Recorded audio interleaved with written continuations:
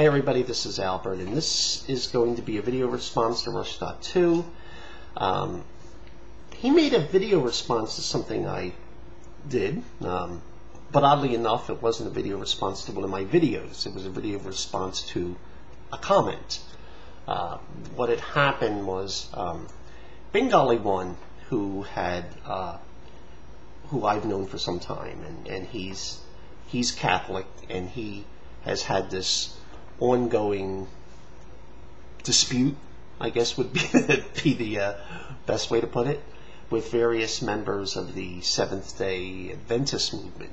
Now, I've just stated right offhand, I am not by any means portraying myself as any expert in Seventh-day Adventism, but I'm gathering from a lot of this has to do with historically, the Seventh-day Adventists have looked upon the Catholic Church as not only having erroneous beliefs, but in fact being somehow tied into the end days, the mark of the beast, the whore of Babylon, etc., etc.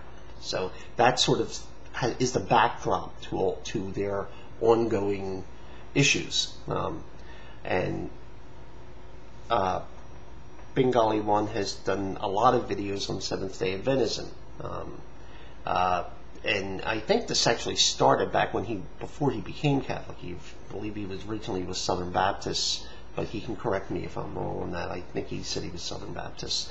Now, what happened is that a Seventh-day Adventist named Nomad Warrior had 2007, I think it's Nomad Warrior 2007, had done a video. And I've seen the original video, and it was kind of obvious that he was reading something, but I know when I first started making videos, I used to read from comments that I had written down ahead of time, because I didn't really, it's just something I did at first, and then I found that basically what would happen is that I would be staring and looking like this and talking in a totally monotonic voice. So I stopped it. I stopped doing that, and I'll have notes down here just with a list of things I want to say, and just check them off as I'm going along, and just talk naturally. I find it, even if I do stammer occasionally, it's usually more effective. Well, what ended up happening was that what Nomad Warrior 2007 was doing was actually reading verbatim from somebody's book. And he never said he was reading from somebody's book, and he was taking their words, their presentation, and presenting it as though it were his own. The video was him reading from this book without ever identifying that he was doing so, basically presenting the work as his own. That's called plagiarism. Now, there's just no doubt about it, and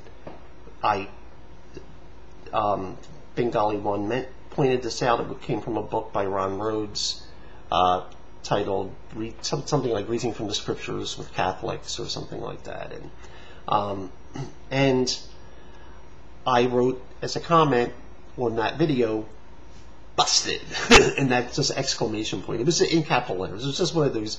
It was like an off the cuff remark. Hey, you got busted. That's apparently Rush.2. I guess he took offense to that or thought it was unfair. Now, what he's done was present videos a video where he has stated it, and I haven't really checked, but I'll assume it's correct, that Bengali One had in the past used music tracks as background to some of his videos that were not authorized by the copyright holder, the musicians or the composers or something like that, and basically said, well, that's not fair. If you're going to call him busted, then this guy's busted. Well, first of all, the video he made saying this came after my comment, so it's kind of hard for me to say. I'm not clairvoyant. I cannot sort of look into the future and say, this Rush.'s going to go and look for something. I just don't have that power. I really don't. So I was commenting on Bengali's video, and that's it. And I simply said, busted. And in fact, it's true. the comment stands. He got busted. Now, Rushdie then goes on to basically sort of say that maybe the reason I didn't was because Bengali and I've known him for some time, and we've been, acquaintances, friends over the internet at least, and I don't really see that either. The fact is, again, I have no idea what Rushdie 2 is going to investigate in the future. I'm not clairvoyant. I've never claimed to be, but it still stands. Nomad Warrior 2007 plagiarized somebody else's work. There is absolutely no doubt about it. He got busted. He was reading from someone else's book. Now, I'm not necessarily going to sit here and say that Bengali 1 is entitled to use that music. If he didn't ask permission, he shouldn't have used it. But I don't see necessarily a moral equivalence, and I'll tell you why. One is, he's gaining nothing from the use of that music, to be honest, other than as background noise. He's not selling these videos. He's not gaining anything financially. He does not have permission and shouldn't have used it. But they're not quite the same thing, because someone watching Bengali's video and watching his words go across the screen with music in the background, which is, I assume, what's being referred to here, no one is going to think to themselves, wow, that Bengali's a good singer. Boy, he can write songs. Yet he's not presenting this work as his own. In fact, he may be giving somebody some song exposure, but he's not. It's not quite the same thing as taking someone's work and not just using it without permission, but presenting it as your own work, which is in fact what Nomad Warrior 2007 did. He plagiarized. He took somebody else's words, read them, and you can. I didn't check to see the original video is still up, but he read them on screen. He was obviously looking at something. I assumed he was looking at his own notes.